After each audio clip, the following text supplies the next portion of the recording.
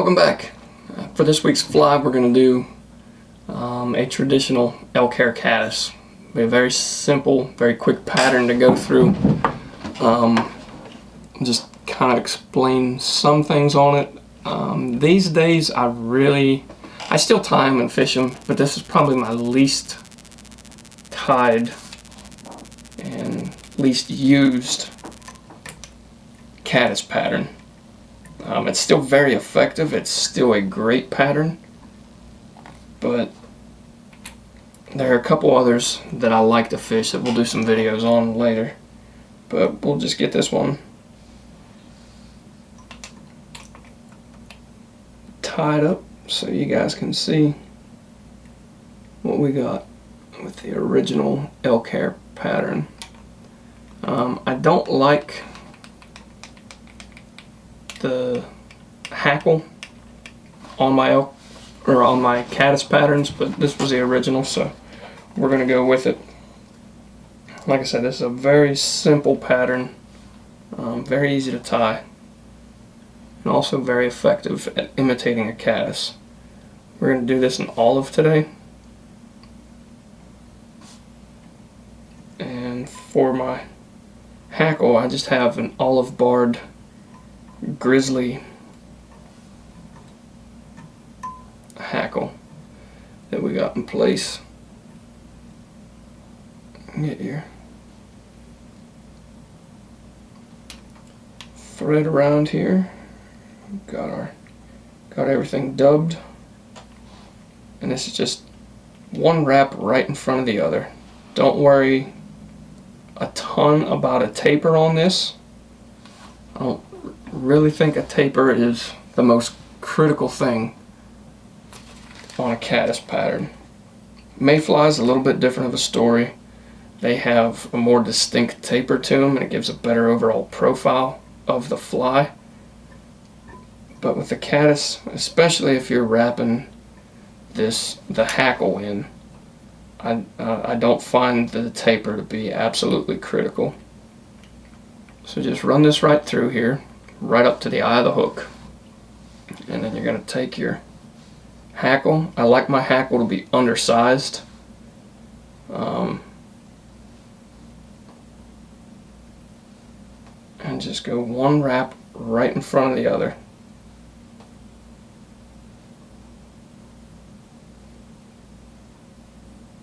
All the way to the front.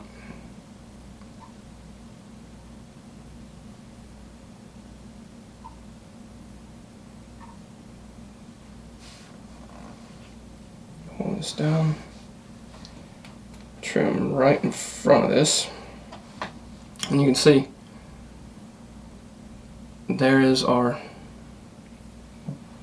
body essentially for the caddis.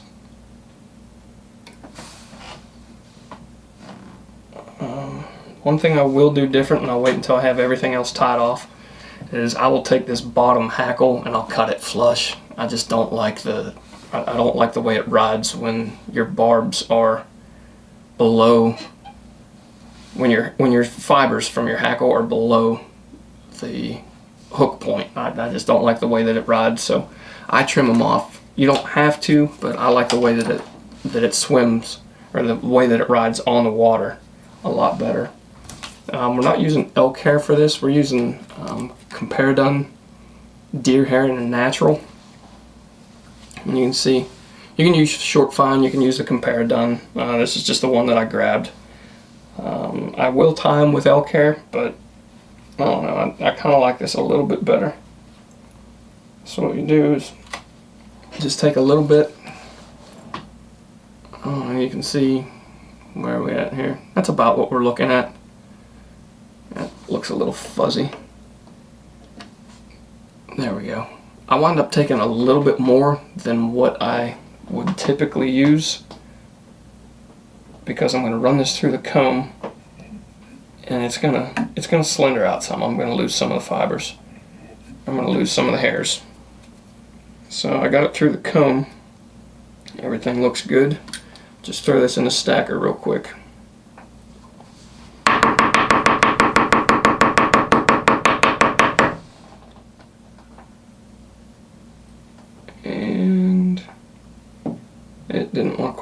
so we're going to try this again.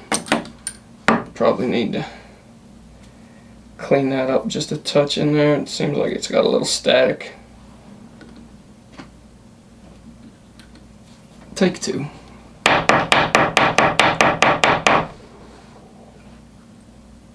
Much better. Much better. So now what we're going to do is measure this out.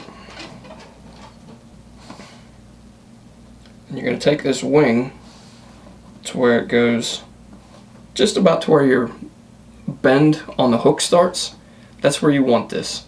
And what you'll see a lot of folks do is they will just tie this in and then trim the head, and it doesn't look as good as it could.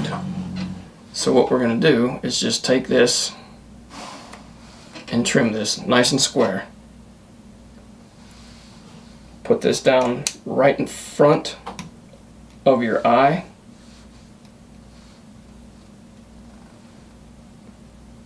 Give it a nice loose wrap. 1,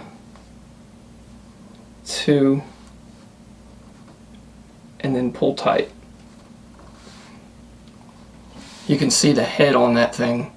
It's perfect. You know, if you go trying to trim it, it winds up really sparse, and it just doesn't have a good look, in my opinion. This gives a lot more flotation than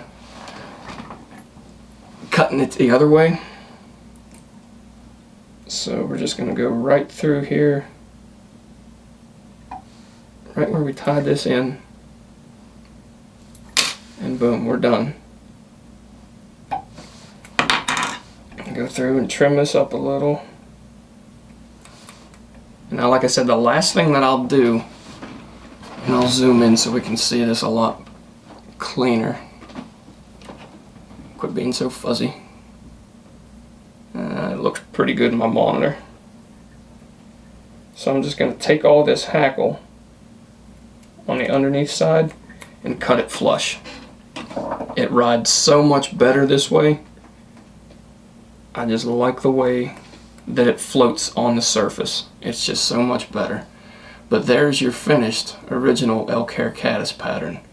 Like I said, very simple, very quick to tie. You can knock a dozen of these out in no time if you're looking to fill up a fly box. But as always, questions, comments, leave them in. Leave them and I'll get back to you as quick as I can. But that is your olive Elk Hair Caddis. Thanks again for tuning in, and we'll catch you on the next fly.